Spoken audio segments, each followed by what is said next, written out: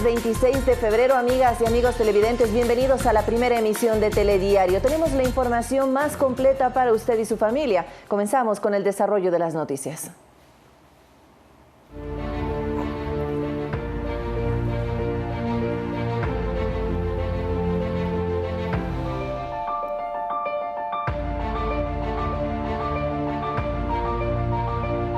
Comenzamos. 14 privados de la libertad que intentaron fugarse de la cárcel regional 4 de Guayaquil fueron recapturados. Más de 400 policías participaron en el operativo para retomar el control de ese centro penitenciario en donde se incautaron armas de fuego y municiones.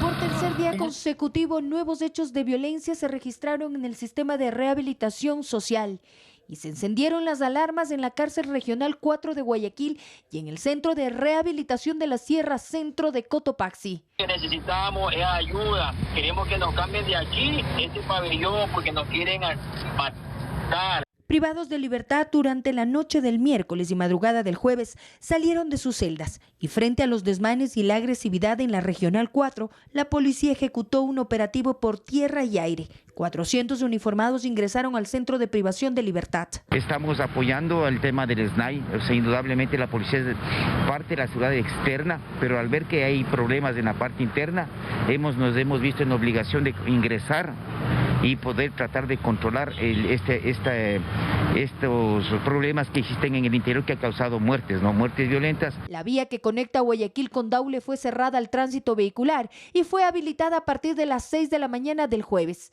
Mientras que en los exteriores se escuchaban gritos desesperados de familiares que buscaban información y ayuda para que la violencia no escale y se precautele la vida de quienes cumplen su deuda con la justicia. No queremos morir, nosotros también necesitamos salir de aquí y estar con nuestra familia. A menos de 48 horas de la masacre de 79 víctimas, los uniformados realizaron una requisa en la Regional 4, en donde fallecieron 31 de ellas y hallaron nuevamente objetos prohibidos. El ministro de Gobierno, Patricio Pazmiño, a través de su cuenta de Twitter informó que se incautaron 5 armas de fuego, 5 alimentadoras y 52 municiones, además teléfonos celulares y armas de fabricación artesanal. En otro mensaje, Pazmiño dispuso además a las gobernaciones activar de manera permanente los comités de seguridad, especialmente en Guayas, Azuay y Cotopaxi, a fin de gestionar la crisis carcelaria. De forma extraoficial, se conoce que la cifra de víctimas se habría elevado a 81, pero no existe una confirmación oficial del Servicio de Atención Integral a Personas Adultas Privadas de la Libertad y Adolescentes Infractores. La entidad señaló que se logró restablecer el orden y control en los centros de privación de Guayas 4 y Cotopaxi, que se reubicó en sus celdas a 152 reclusos y que frente a estos enfrentamientos desplegó un contingente del Grupo Especial de Agentes Penitenciarios para brindar apoyo a los miembros policiales, que permanecen allí con el apoyo de vigilancia por aire para evitar la alteración del orden público. En los exteriores de los 4 centros en los que se han registrado desmanes, 2.000 militares custodian las zonas. Valeria Villarroel, Ecuador TV. Y la situación en el Centro de Rehabilitación Social de Cotopaxi es tensa porque desde la noche del miércoles no está controlada totalmente. La incertidumbre de familiares en las afueras del centro es notoria y aunque hay fuerzas militares apostadas cerca del complejo carcelario, el ambiente sigue crítico. La tranquilidad duró poco en el CRS de Cotopaxi, después de la masacre del 23 de febrero, que cobró 8 vidas. El miércoles por la noche, las alarmas se volvieron a encender, cuando de repente un numeroso grupo de privados de la libertad del área de máxima vulneró la seguridad de sus celdas y comenzó a invadir el pabellón de mínima. Esto en medio de la incertidumbre de sus familiares. Cerca de la medianoche se retomó el control del centro carcelario del sistema penitenciario, ahora en crisis. Varias familias se quedaron a pernoctar la fría madrugada de este jueves y en la mañana solo lloraban. No saben nada de sus allegados al interior y peor de los que estaban por salir en libertad. Hoy noche, aquí con frío, pobre mi hijo también no tendrá que comer adentro. O yo que sé que estará muerto eso también. Operación, angustia, pensé que había pasado entre con la mamá de ella. Militares y policías continuaron ejecutando operativos. Los uniformados que participaron de la recuperación del orden la noche del miércoles dieron detalles. Se utilizaron lo que son armas no letales, agentes químicos. No hubo mayor importancia, no hubo tampoco heridos. solo con eso bastó para restablecer el orden. En tanto, autoridades locales mantuvieron reuniones del Consejo de Seguridad en la gobernación de Cotopaxi, ordenado por el presidente de la República en las últimas horas. El diagnóstico de la situación actual de la seguridad y obviamente que no se replique a la ciudadanía esta situación. Y una supuesta amenaza circula en redes sociales de un grupo llamado Cartel de Sinaloa, en un comunicado en el que hablan de su apoyo a la banda de los choneros y sus acciones en las cárceles del país. La policía dice que no descarta ninguna hipótesis, pero que se debe comprobar su veracidad.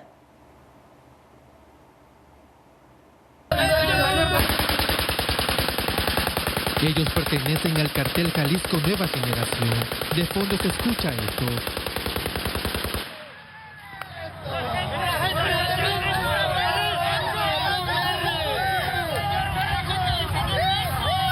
Hacen referencia a Nemesio Ceguera Cervantes, más conocido como el Mencho, líder de esta agrupación y actualmente buscado por la Policía de México y Estados Unidos por el delito de narcotráfico. Ese mismo nombre apareció en esta hoja que circula en redes sociales, en donde culpan este cartel como responsable de la matanza en los centros carcelarios del país. En esta hoja también hacen notar su respaldo a los choneros, banda criminal vinculada también a los hechos violentos. Lamentablemente, cuando existen este tipo de eventos traumáticos que le causan zozobra a la ciudadanía, hay grupos delictivos que también aprovechan esto para causar terror. Y el hecho que se presenten pasquines, panfletos anónimos, en donde hablan de creaciones de nuevos grupos, tendrá que ser verificado por las unidades de la Policía Nacional, por todos los entes que tengan que hacerlo. Coincidencia o no, este grupo respalda al cartel mexicano conocido como el Cartel de Sinaloa, agrupación que mantiene una pelea a muerte con el cartel Jalisco Nueva Generación y que supuestamente estaría aliada con los lagartos en Ecuador. Esta ola de violencia se agudiza más que los choneros no tienen líder, tras el crimen de JL, más conocido como Rasquiña. Pero obviamente la muerte de un conocido líder de una organización delictiva nos da alguna alerta como para nosotros prevenir que por el interés de pronto de captar ese liderazgo de esa organización delictiva pueda seguramente haber algún tipo de enfrentamientos que degeneren más muerte violenta. La Policía Nacional actualmente investiga la supuesta vinculación de bandas extranjeras con las de Ecuador.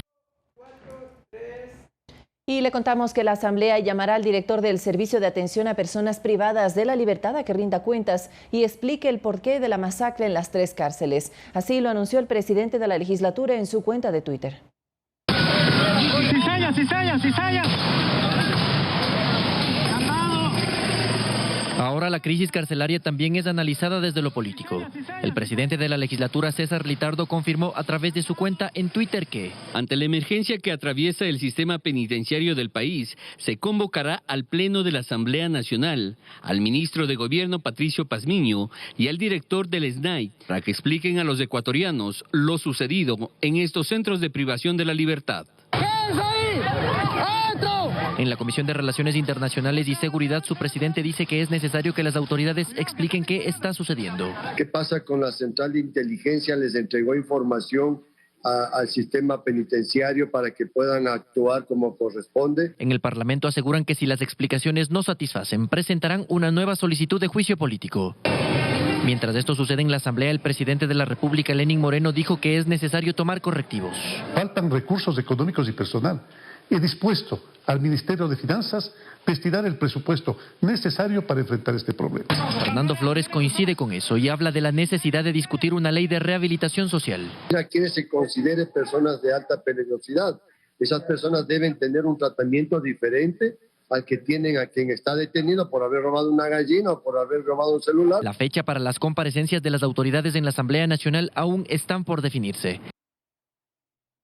Tras la masacre en 4 cárceles del país, la violencia y los desmanes no han parado. Extrabajadores del Servicio de Rehabilitación Social opinan que se debe a la falta de un sistema de inteligencia y de vigilancia a través de cámaras. Además, se evidencia que la seguridad es permeable, pues como se ha visto, puede ingresar todo tipo de objeto prohibido. ¿Qué pasó? ¿O qué falló? Son las preguntas que han quedado en medio de la crisis carcelaria. que ha desnudado los deficientes niveles de seguridad y vigilancia dentro de 4 centros de privación de libertad de Guayaquil, Cuenca y Latacunga. Ricardo Camacho, ex subsecretario de Rehabilitación Social, y la exdirectora de la cárcel La Roca, Marian Segura, tratan de resolver esas inquietudes. El Cuerpo Penitenciario de Inteligencia ni siquiera adivina que los privados de libertad están preparando la peor matanza perdida. O no sabemos si se informó algún detalle y no se le hizo caso. ¿Por qué esta guerra entre bandas delictivas? Hay una lucha entre los choneros y hay una subdivisión entre los que conformaban el grupo de los choneros. Al morir Jorge Luis Zambrano, queda al cargo Fito y se queda a cargo Junior. Y ellos no logran tener el liderazgo de Jorge Luis Zambrano, alias JL. Y parece que eso es lo que causa la disputa. Estos grupos se subdividen y crean el grupo Nueva Generación. Que hasta que no haya un acuerdo entre ellos, no va a culminar y no va a cesar este. Pero los analistas tienen más dudas acerca de si las cámaras de videovigilancia estaban funcionando, si grabaron el inicio del desborde de la violencia, si el personal de las cárceles alertó sobre lo que ocurría.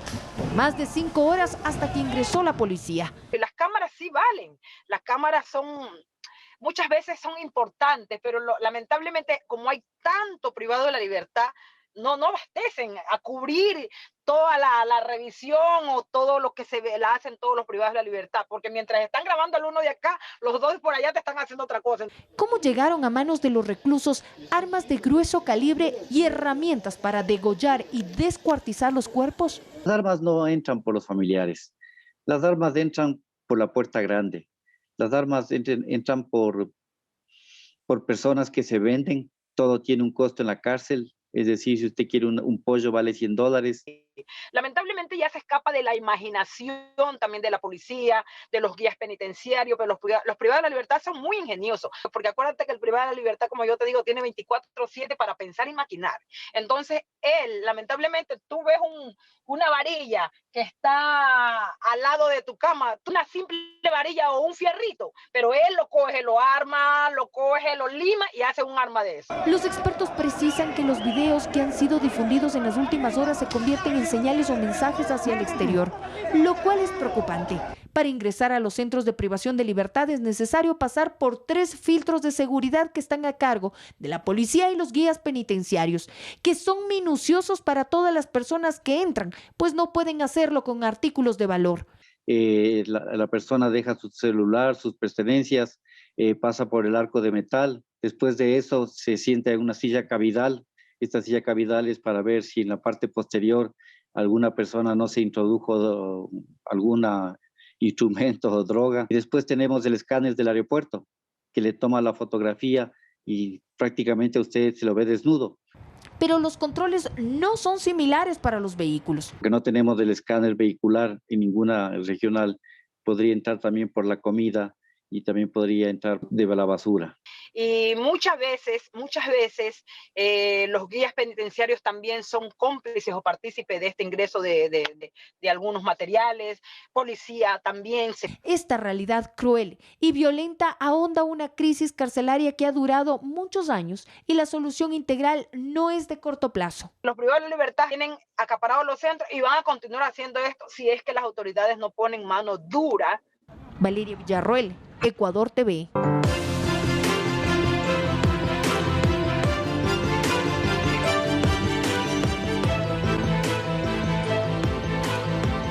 $2 millones de dosis fueron negociadas con la farmacéutica china Sinovac. Así lo anunció el ministro de Salud, quien dijo además que el primer lote de 1 millón estarán en el país en marzo y el restante 1 millón en abril. Sobre la vacuna rusa Sputnik 5, cree que aún es pronto para tenerla como opción.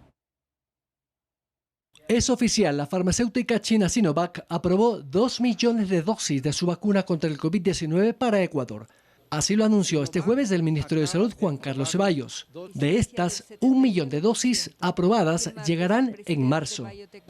Sinovac acaba de aprobarnos 2 millones de dosis. Vamos a iniciar pronto la fase masiva. 2 millones de dosis, 1 millón llegan en marzo y el otro millón, como muestra la gráfica, por parte de Sinovac llegará en abril. Ya no son solamente el personal que atendió en aquellos hospitales de COVID y que atendió las áreas más de mayor exposición, como son triaje, como es emergencias, como es hospitalización por COVID y como son las unidades de cuidados intensivos, sino que va más allá de eso, es a todo el personal de salud. Y voy a dar las cifras de lo que hasta ahora se ha logrado.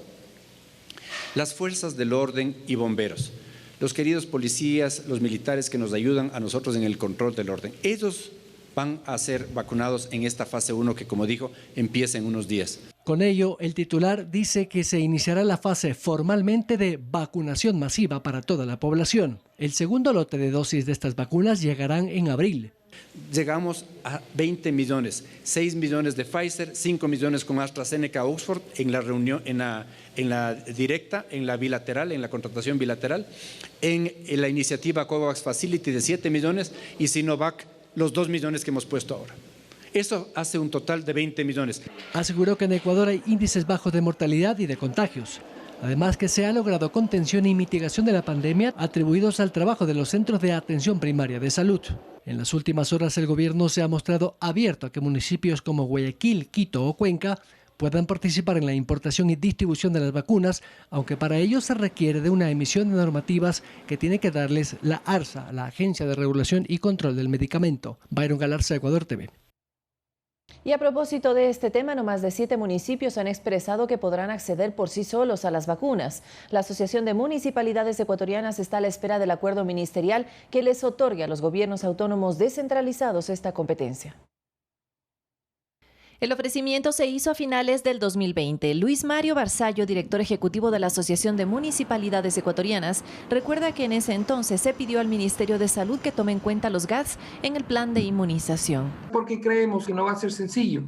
Si no se dejan ayudar va a ser muy complicado llegar a una inmunidad en corto plazo. Barzallo reconoce que en la coyuntura actual hay mucha demanda de vacunas y poca oferta, pero dice que si hay municipios que tienen las posibilidades de gestionar dosis para proteger a su población, deben hacerlo para avanzar con la reactivación económica y turística. Lo puedan hacer de manera directa y así el Ministerio de Salud Pública puede aliviar la carga de vacunación y enfocarse en los municipios pequeños y de la zona amazónica, que obviamente también tienen que ser sus ciudadanos vacunados. Por el momento, no más de 7 han expresado su intención. Se trata de municipios grandes como Quito, Guayaquil o Cuenca. El proceso genera ciertas interrogantes y requiere que el gobierno central formalice la entrega de la competencia. En la más reciente sesión del Consejo Metropolitano de Quito se abordó esta posibilidad. La ciudad, según afirmó el alcalde Jorge Yunda, destinaría 20 millones de dólares para comprar los compuestos. Los ediles coincidieron en que hay que ajustar el presupuesto del 2021, ya reducido debido a la pandemia, y elaborar un plan que priorice a los sectores más vulnerables de la población. Recordemos, primera línea tiene que estar el personal de salud, luego las personas de tercera edad, las personas con discapacidad. Todo este plan de vacunación y de farmacovigilancia se está trabajando ya y mañana lo presentarán posiblemente la Secretaría de Salud. Guayaquil mantiene acercamientos con varias empresas en estos días. La alcaldesa Cintia Viteri dijo que se buscará la mejor alternativa, de mejor calidad y precio. Pero en aquello de que no hay vacunas, absolutamente incierto. ¿Por qué? Porque apenas anunciamos esto, ya tenemos a los varios laboratorios diciendo aquí tenemos los lotes de vacunas que ustedes necesitan, estamos listos. El Cabildo inmunizará a 1 millón de personas y las cámaras a sus trabajadores. Mis funciones son las calles, son las aceras, son los bordillos, son los mercados, es la basura, es el agua, es el alcantarillado y los parques. Al salirme de esta función he quitado recursos de corporaciones, fundaciones, empresas públicas y las direcciones municipales para destinarlos a otra labor que es vital. Cuando falta poco para que se cumpla un año de la emergencia sanitaria, casi 280.000 personas se han contagiado de COVID-19 y este número aumenta cada día. La vacunación deberá sumarse a las prácticas de prevención conocidas para el efectivo control de la pandemia. Vanessa Hervás, Ecuador TV.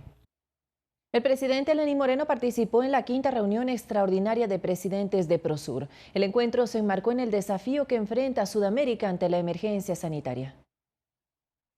Con la finalidad de mantener un diálogo de alto nivel sobre los retos que ha representado para los países de la región la pandemia por el COVID-19, los presidentes participaron en la 5ª reunión extraordinaria del Foro para el Progreso de América del Sur, PROSUR. Lo importante es que hoy en nuestro pronunciamiento cooperante y multilateral nosotros hagamos ese llamado también a la comunidad internacional y particularmente a todos los países que son productores para que faciliten la llegada y los suministros de las vacunas de conformidad con los contratos que se tienen. El encuentro se enmarcó en el desafío que enfrentan las naciones de Sudamérica en términos de gestión pública y de movilización de recursos para la atención y contención de la emergencia sanitaria. Elevar nuestra voz de alerta para que no se presenten restricciones a las exportaciones de vacunas por parte de los países donde están ubicadas las principales fábricas. Y esto depende en gran parte de estrechar el diálogo con organismos internacionales y fortalecer el multilateralismo. Como miembros de PROSUR, expresemos entonces nuestra preocupación por los mecanismos que limitan la entrega de vacunas. El primer mandatario ecuatoriano planteó varias propuestas para fortalecer la cooperación y la solidaridad entre las naciones y robustecer el trabajo coordinado a nivel internacional. Presentar declaraciones conjuntas a organismos internacionales como el Parlamento Europeo, Naciones Unidas, OMS, la OMC, generar acciones para intensificar acercamientos con los laboratorios productores, evitar que políticas y normativas locales o regionales impidan un acceso equitativo, un acceso oportuno a medicamentos y vacunas que los requerimos con urgencia. Además, la creación de un observatorio regional que permite invertir en investigación científica referente a temas epidemiológicos ante futuras amenazas. El jefe de Estado expuso el problema del crimen organizado que tiene presencia regional, a propósito de la situación que atraviesa el sistema penitenciario del país y los recientes sucesos en varios centros de rehabilitación social. Mi país no solo vive los efectos de esta mortal pandemia, también atraviesa una crisis económica y además estamos en medio de un proceso electoral. En este escenario, simultáneamente, coordinadamente, sincronizadamente, ¿cómo actúa la delincuencia nacional e internacional? En 4 cárceles del país se desató una ola de violencia jamás registrada en nuestro país, que dejó como saldo 80 personas fallecidas. Esto no fue casual, fue organizado. Seguramente lo recuerdan. En 2008, el expresidente desmanteló la base militar estadounidense en Manta y eso provocó, como consecuencia, el crecimiento del tráfico de drogas. Indicó que la Policía Nacional decomisó 128.4 toneladas de droga en el 2020, lo que significa la mayor incautación en la última década en el Ecuador. Ana María Suárez, Ecuador TV. 6 de la mañana, 23 minutos, que no son pruebas contundentes los chats de las conversaciones de WhatsApp que usa como prueba la Fiscalía en la acusación contra el alcalde Yunda. Así lo aseguró su abogado defensor, quien considera que los argumentos fiscales no tienen peso jurídico. Escuchemos. No hay ningún aspecto peligroso del contenido de esas conversaciones. En consecuencia, eso no es un elemento que le vincule ni al alcalde ni a las personas con las que mantiene las conversaciones, entre ellas la secretaria de Salud y la coordinadora técnica de la Secretaría de Salud del Distrito, en ningún delito. Los señalamientos que ha hecho la Fiscalía tienen que ver con la presunta posesión de información sensible sobre la baja eficacia de las pruebas adquiridas por el municipio de Quito para la detección de COVID. Pero de los chats no surge información relevante respecto de la posesión de esta información sensible o de decisiones tomadas alrededor de ella en el sentido de ocultarla o de beneficiar a un tercero. La Fiscalía le ha señalado al señor alcalde de ser autor mediato por dirección de un aparato organizado de poder, lo que le transforma al municipio entonces en una suerte de empresa criminal, a través de la cual se perpetra este delito presunto de peculado. La UDLA no tiene acreditación para validar insumos que se utilizan en el diagnóstico de COVID. No tiene.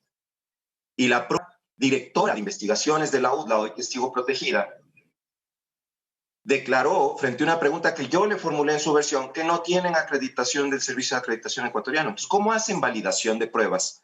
Una entidad que no tiene acreditación, pero que además es una entidad que hoy por hoy vende pruebas.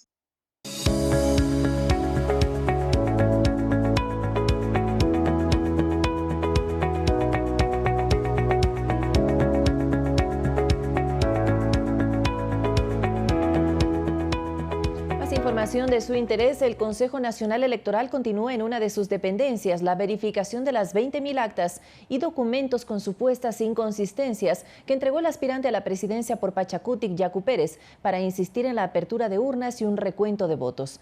40 funcionarios del organismo se encargan de comparar cada una de las actas que están subidas en el sistema de escrutinios. El registro tiene un avance del 40%.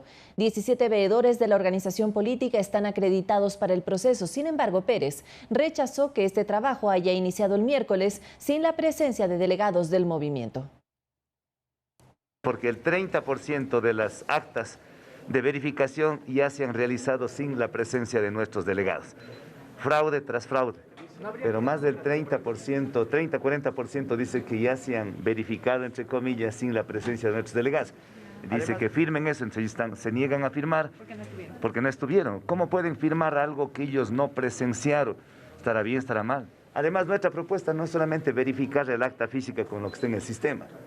Nuestra propuesta es que se reaperturen las ánforas, cotejar el paquete electoral y eso empatar con el sistema. Los vocales del CNE tienen que irse, no sé si a la cárcel o a la casa, pero juicio político, al menos nuestros asambleístas sí lo han. Mientras tanto, la izquierda democrática apoyará al movimiento Pachacutic en los recursos legales que interpongan para la reapertura de urnas e iniciarán diálogos con miras a una alianza en el nuevo poder legislativo para formar un tercer bloque. Desde la Casa del Arcoíris, sede del movimiento político indígena en Quito, las banderas de Pachacutic y de la izquierda democrática lucieron unidas. Los asambleístas electos insistieron en las acciones legales para la reapertura de urnas y un reconteo de votos. ¿Cómo se puede explicar que en una junta electoral, en una urna, a nuestro compañero Yacu Pérez, candidato a la presidencia, junto al equipo jurídico de abogados, junto al equipo técnico estadístico, ha ido cumpliendo en cada momento, en cada etapa, sin vulnerar el calendario electoral aprobado por el mismo Consejo Nacional Electoral? Hemos ido presentando las pruebas jurídicas, hemos ido presentando todo lo que constitucionalmente se lo puede hacer. El presidente de la izquierda democrática, Guillermo Herrera, confirmó que apoyará a la organización política con miras a que el proceso democrático sea transparente. Este es un Consejo Nacional Electoral secuestrado a intereses políticos claramente identificados.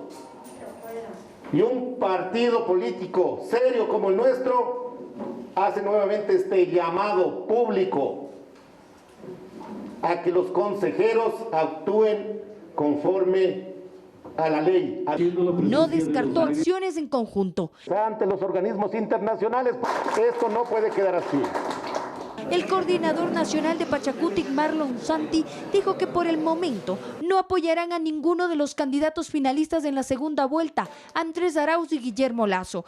Los que negocien a nombre del pueblo con cualquiera de los dos candidatos responderán ellos como persona. Y que adoptarán una postura más adelante. Pero después de un análisis, nosotros vamos a decir al país a dónde van a ir nuestros votos. Los anuncios incluyeron diálogos para lograr un acuerdo de cara a la conformación del próximo Poder Legislativo. El tercer bloque es el objetivo. Para lograr unidad dentro de una agenda legislativa de cambios y reformas legales y de fiscalización. Y el rechazo a la advertencia de parte del Partido Social Cristiano de iniciar un juicio político en contra de la fiscal Diana Salazar, quien dispuso un peritaje informático dentro de la investigación por presunto fraude electoral presentado por Pachacutic. La Fiscalía no está buscando interferir en el proceso. Los dirigentes ratificaron para este viernes una movilización en Quito y la conformación de una coordinadora nacional por la transparencia y democracia. Valeria Villarroel, Ecuador TV. Cambiamos de tema. El vicepresidente de la Asamblea, Patricio Donoso, se refirió a los cambios al proyecto de ley de Código Monetario y Financiero. Dijo que el Consejo de la Legislatura realizará el análisis para que la comisión respectiva inicie el debate. El plazo es de 30 días a partir del 23 de febrero.